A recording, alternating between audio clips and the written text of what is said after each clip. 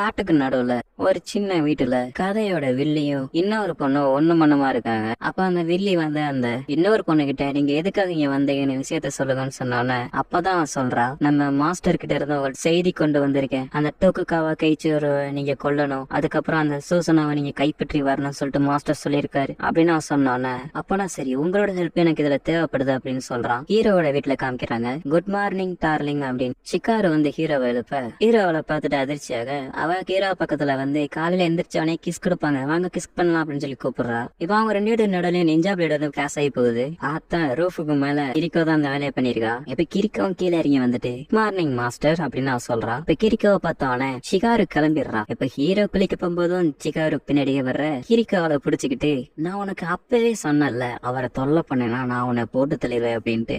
இத சிகாரு கேட்டு எனக்கு அவரை பிடிச்சிருக்கு, நான் அவர் லவ் பண்றேன், இதுல என்ன தப்பு இருக்கு அப்படின்னு அவன் சொன்னானே.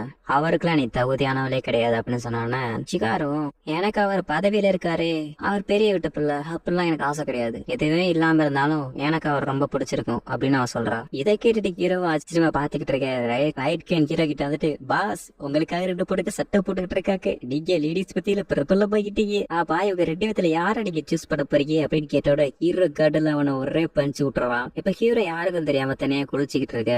அப்ப சிகாரு வந்து ஹீரோட நானும் குளிக்க வர சொல்லி தண்ணியில குளிச்சு ஹீரோ பக்கத்துல ஒட்டிக்கிட்டு இருக்க. திடீர்னு பார்த்தா தண்ணிக்குள்ள இருந்து ஹிரிக்கோ வந்தோன்னு அவ திரும்பி பழையபடி கிளம்பி போயிடுறா.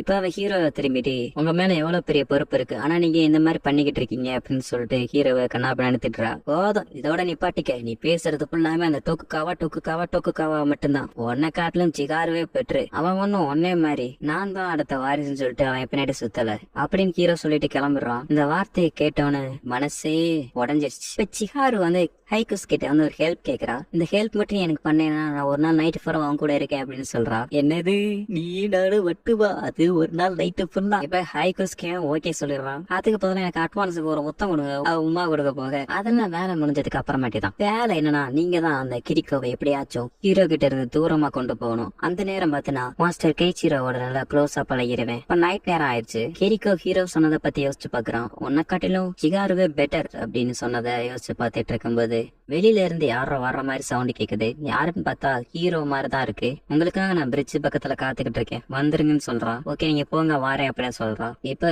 ரூஃபுக்கு மேல சிகாரும் ஹைகுஸ்கேவும் உட்கார்ந்துட்டு இருக்காங்க. கிரிக்கோ வெளியில போறத பாத்துட்டு ஹைகுஸ்கே வந்து சிகாரு தூங்கி கிடக்கிறத பாத்துட்டு வெளியே போடுறான். அவன் இதை கேட்டவன இதான் நல்ல சான்ஸ் அப்படின்னு சொல்லிட்டு ஹீரோவோட படுக்கைக்கு போயிட்டு ஹீரோவோட பெட்ஷீட்டுக்குள்ள போயிட்டு ஹீரோவுக்கு தொல்லை கொடுக்க ஆரம்பிச்சிட்டான். இதை வெளியில இருந்து ஹைகுஸ்கேவும் பாத்துட்டு மாஸ்டர் நீ என்ஜாய் பண்ணுங்க, அதுக்கு எடுத்து டாவாரே அப்படின்னு சொல்லி வெளியில பாத்துக்கிட்டு இருக்கான். இப்ப கிரிக்காவும் ஹீரோ வர சொன்ன இடத்துக்கு, அதாவது டூப்ளிகேட் ஹீரோ வர சொன்ன இடத்துக்கு போய்கிட்டு இருக்கான். அந்த போலி ஹீரோ கிட்ட போனோன்னு அந்த போலி ஹீரோ கிரிக்கோ அட்டாக் பண்றா. கிரிக்கவும் அதை கவுண்டர் பண்ணிடுறா. இப்ப இவங்க ரெண்டுத்துக்கு இடையில சண்டை போய்கிட்டு இருக்க. அங்க ஹீரோவும் எப்படியாச்சும் அவளை இங்க இருந்து அனுப்பணும்னு சொல்லிட்டு யோசிக்கிட்டு இருக்கும்போது சிகாரு வந்து ஹீரோ கிட்ட கொஞ்சம் சென்டிமெண்டா என்ன உனக்கு பிடிக்கலையா, அப்படிலாம் இல்ல அப்படின்னு ஹீரோவும் சொல்றான். எனக்கு நீனா ரொம்ப இஷ்டம், எனக்கு 100 வயசு இருக்கும்போது நான் ஒரு பையனை லவ் பண்ணேன், அவனுக்கு நான் ஒரு பீஸ்ட்னு தெரியாது, நான் சொல்றதுக்கு எவ்வளவு முயற்சி பண்ணேன், இருந்தாலும் அவனுக்கு எப்படியும் இந்த விஷயம் தெரிஞ்சா அவன் என்னை விட்டு ஓடி போயிட்டான். அதுக்கடுத்து நான் யாரையுமே லவ் பண்ணல, அதுக்கடுத்து தான் நான் உங்களை பார்த்தேன். நீங்க நான் ஒரு மான்ஸ்டரா இருக்கிறத நினைச்சு நீங்க கவலைப்படவே இல்லை, அதனாலதான் எனக்கு உங்களை ரொம்ப பிடிச்சிருந்துச்சு அப்படின்னு அவன் ஹீரோவை கட்டி பிடிக்க தொட்டாலும் ஹீரோவுக்கு உடம்பு ஃபுல்லா அலர்ஜி ஏற்பட ஆரம்பிச்சிருது. இருந்தாலும் ஹீரோவில அணைச்சுக்கிறான். இந்த பக்கம் கிரிக்காவும் சுபாக்கின்ற பொண்ணும் சண்டை போட்டுட்டு இருக்கும்போது கிரிக்கோ எப்படியோ அவளை வித்தியாசமான முறையில உண்மையை சொல்ல வச்சிடறா. மாஸ்டரை அட்டாக் பண்றதுக்காக தான் இங்க வந்தோம், அந்த ஒனிகாமையை கைப்பற்றுறதுக்கு தான் இங்க வந்திருக்கோம், உங்க மேல அட்டாக் நடக்க போகுது அப்படின்னு சொல்லிடுறான். இந்த மாதிரி அவ சொல்லி முடிச்சோடனே அட்டாக் நடக்க ஆரம்பிச்சிருது. இதை பார்த்துட்டு கிரிக்கவும் அந்த இடத்துக்கு ஓடி போறா. அந்த இடத்துல பார்த்தா நம்ம வில்லி எப்பவும் போல அவங்களுடைய மெக்கால வந்து இறங்கியிருக்காங்க. ஹீரோ அவங்களோட சண்டை போட போறான், அதுவும் அவரோட வெப்பனை தூக்கிட்டு. இதை பார்த்துட்டு இதை வச்சு நீ சண்டை போட போறியா, நீங்க இந்த மாதிரி கொல்லத்தனமா நடந்துக்க போதே தெரியுது, நீங்க ஒரு வெர்ஜின் தானே, அதுதான் அவங்களுக்கு இருக்கிற பெரிய மைனஸ். இத சிகாரு கேட்டுட்டு என்னது என்னோட டார்லிங் சும்மாவே ஆடம்பரமாகவும் ரொம்ப ஸ்ட்ராங்காவும் அது மட்டும் இல்லாம பெர்ஃபெக்டான வேணாவும் ஒரு காப்ல, இது போக அவர் ஒரு வெர்ஜின் வேறையா.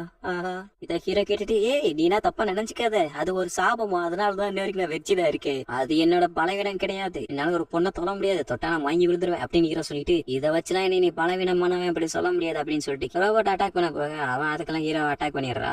ஹீரோவும் போய் சாவத்துல மோத்திடுறான். கிரிக்கோ அந்த இடத்துக்கு ஓடி வந்து பாக்குறான். ஹீரோ அடிபட்டு கிடக்கிறத பார்த்துட்டு, மாஸ்டர் இப்பதான் அதுக்கான நேரம், தயவு செய்து அந்த ஒனிகாமி நீங்க கொண்டு வாங்க, அப்பதான் நீங்க தப்பிக்க முடியும். இந்தாங்க உங்களுக்காக இதை நான் பத்திரமா எடுத்து வச்சிருக்கேன் அப்படின்னு சொல்லிட்டு அந்த சீலை கொடுக்குறான். ஹீரோ இப்ப அந்த சீலை யூஸ் பண்றான். அந்த ஒனிகாமியும் வந்துருது. எப்பவும் போல ஹீரோ தூக்கி அதுக்குள்ள வச்சுக்கிறது. ஹீரோவும் அதை பைலட் பண்ணலாம்னு சொல்லிட்டு பாக்குறான். இருந்தாலும் அதை நகர மாட்டேங்குது. ஏன் இது நகர மாட்டேங்குது அப்படின்னு சொல்லி ஹீரோவும் எவ்வளவு ட்ரை பண்றான், நகரல. இப்ப அந்த வில்லியும் அவனுடைய ரோபோட்ல நடந்து வந்துகிட்டு, இவ்வளவு பெரிய ரோபோட்டா இருந்தாலும் அதை கண்ட்ரோல் பண்ண முடியாட்டி அது கொஞ்சம் கஷ்டம் தான், இருந்தாலும் கவலைப்படாத, நான் உனக்கு ஹெல்ப் பண்றேன் அப்படின்னு சொல்லிட்டு அப்படின்னா அந்த ரோபோட் அட்டாக் பண்ணிடுறான். இப்ப அந்த வில்லி அட்டாக் பண்ணதுல ஹீரோ போய் பறந்து விழுந்துடுறான். இப்ப கிரிக்கோ வழியில இருந்து, மாஸ்டர் அதை உங்களால மட்டும் தனியா சமாளிக்க முடியாது, அதுக்கு 2 பேர் தேவை, அப்பதான் அதோட ஃபுல் பவர் வெளியில வரும் அப்படின்னு அவன் சொல்றான். பிள்ளைக்கு ஹீரோவும் ஆனா இதை நான் சொல்ற பேச்சதான் கேட்க மாட்டேங்குது அப்படின்னு ஹீரோ சொல்றான். இப்ப அந்த ரோபோட்டும் ஆட்டோமேட்டிக்கா எந்திரிச்சு பாக்குது. நம்ம கிரிக்கோவும் என்னைய சூஸ் பண்ணுங்க, நான் இங்கதான் இருக்கேன் அப்படின்னு சொல்லிட்டு அவன் அவளுடன் காத்துக்கிட்டு இருக்க. ஆனா அந்த இடத்துல நடந்ததே வேற. சிகாருவை சூஸ் பண்ணிருச்சு. இப்ப சிகாரு உள்ள போறோம்னா ஹீரோவோட சேட்டப் பண்ணிட்டு இருக்க. இதான் அந்த வில்லியும் பார்த்துட்டு, என்னையா அவாய்ட் பண்றியா, இல்ல நான் யாருன்னு உனக்கு காமிக்கிறேன் அப்படின்னு சொல்லிட்டு அந்த வில்லி அட்டாக் பண்ண ரெடியா இருக்கா. ஹீரோ அந்த மெக்காக்குள்ள, சிகாரு கரெக்டா ஒரு இடத்துல உட்காருங்க, அவரை அட்டாக் பண்ண போறா. இப்ப சிகாரும் கரெக்டான பொசிஷனுக்கு வந்து 2 பேரும் அந்த பொலிகாமை கண்ட்ரோல் பண்றாங்க. இப்ப அவங்களோட 2 பேரோட பவரும் கம்பைன் ஆகி ஒரு புதுவிதமான டிரான்ஸ்ஃபார்ம் நடக்குது. அந்த ஃபார்ம் பேர் தான் பீஸ்ட் காட் அப்படின்னு சொல்றாங்க. இப்பனா இதுதான் அந்த சுசனாவோட ஒரிஜினல் பவரா அப்படின்னு அவ வில்லத்தனமா சிரிக்கா. அப்ப அந்த ஒனிகாமே பயங்கரமா ஓடி வந்து ஜம்ப் பண்ணி வில்லி அட்டாக் பண்ணுது. அந்த வில்லியோட ரோபோட் வாங்கின அடியில 1/2 கிலோமீட்டர் தள்ளி போய் விழுகுது. இந்த மாதிரி நான் ஃபீல் பண்ணி எவ்வளவு நாள் ஆச்சு, அந்த பையன் என்ன ரொம்ப மூட ஏத்திக்கிட்டே இருக்கான் அப்படின்னு அவ சொல்றான். இப்ப வில்லி எந்திரிச்சிட்டு, உன்னை இப்பவே தோக்கடிச்சா அது நல்லா இருக்காது, எப்பவுமே ஒரு பழம் அது பழுத்ததுக்கு அப்புறம் சாப்பிட்டாதான் நல்லா இருக்கும், அதனால நான் உன்னை இப்போதைக்கு விட்டுட்டு போறேன், நீ உன்னோட ஸ்கில்ல இம்ப்ரூவ் பண்ணிக்க அப்படின்னு அவன் அங்கிருந்து கிளம்பிடுறா. இப்ப சண்டை முடிஞ்சதுக்கு அப்புறம் கிரிக்கோ கொஞ்சம் கஷ்டத்துல ரொம்ப கவலையில இருக்கா. பாட்டி அவங்க கிட்ட போயிட்டு, நம்ம இதை எதிர்பார்க்கவே இல்ல, இவங்க 2 பேரும் கம்பைன் ஆவாங்க அப்படின்ட்டு அப்படின்னு பாட்டி சொன்னானே, எதுவா இருந்தாலும் சரி எனக்கு சூசனாவோட ஃபுல் பவரை வெளியில கொண்டு வரணும், அது நடந்துருச்சு அவ்வளவுதான் அப்படின்னு கிரிக்கோ சொல்லிட்டு கிளம்புறா. இருந்தாலும் பாட்டி அவனும் அவன் கஷ்டத்தை மறைக்கதான் பாக்குறா. இருந்தாலும் முடியலையே. எந்த பக்கம் கிரிக்கோ ரொம்ப கவலையில போய்கிட்டு இருக்கா. பின்னாடி பார்த்தா அந்த சுபாக்கின்ற பொண்ணு கிரிக்கோ சைட் அடிச்சுக்கிட்டு இருக்கா. இப்ப ஹீரோ அந்த சூசனா கிட்ட, நான் உன்னை எல்லாம் நம்ப வேண்டியதாயிருச்சு பாத்தியா, இருந்தாலும் ரொம்ப நன்றி எனக்கு ஹெல்ப் பண்ணதுக்கு அப்படின்னு நான் சொல்லிக்கிட்டு இருக்கேன். பின்னாடி சிகாரு வந்து கட்டி பிடிக்கிறா. இப்படியே போய்கிட்டு இருக்கேன். இப்போ ஒரு பொண்ணை காமிக்கிறாங்க. இதோட இந்த எபிசோட முடிச்சிடுறாங்க. ஓகே.